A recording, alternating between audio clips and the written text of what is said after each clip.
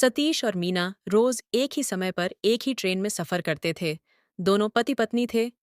एक युवक, विवेक, भी उसी ट्रेन से सफर करता था और वह इस जोड़ी को रोज देखता।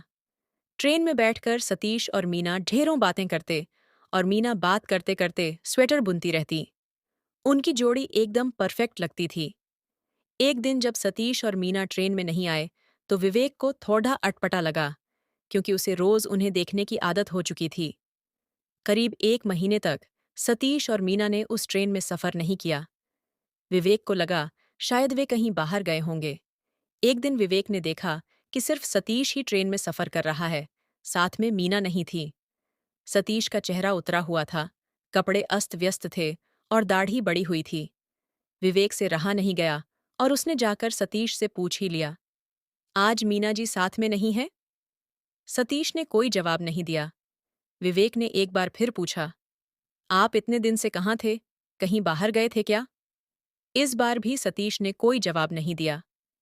विवेक ने फिर से मीना के बारे में पूछा। सतीश ने धीरे से जवाब दिया, वो अब इस दुनिया में नहीं है, उसे कैंसर था। ये सुनकर विवेक को अचानक झटका लगा। फिर उसने संभल कर और बातें जाननी चाहीं।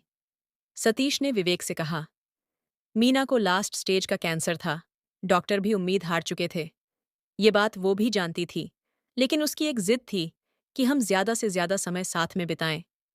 इसलिए रोज जब मैं ऑफिस जाता तो वो भी साथ में आ जाती। मेरे ऑफिस के नज़दीक वाले स्टेशन पर हम उतर जाते। वहां से मैं अपने ऑफिस चला जाता और वो घर लौट आती थी। पिछले महीने ही उसकी मृत्यु हो गई। इतना कहकर सतीश खामोश हो गया। तय स्टेशन पर सतीश ट्रेन से उतर गया। अचानक विवेक का ध्यान सतीश के स्वेटर पर पड़ ढा। उसने देखा कि यह वही स्वेटर है जो मीना ट्रेन में बुना करती थी। उसकी एक बाजू अभी भी अधूरी थी, जो शायद मीना बुन नहीं पाई थी।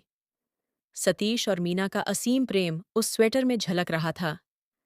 पति पत्नी का रिश्ता अटूट होता है, सिर्फ मौत ही उन्हें अलग कर सकती है। पत्नी अपने पति का हर सुख दुख में साथ देती है, तो पति भी पत्नी को दुनिया की हर खुशी देना चाहता है।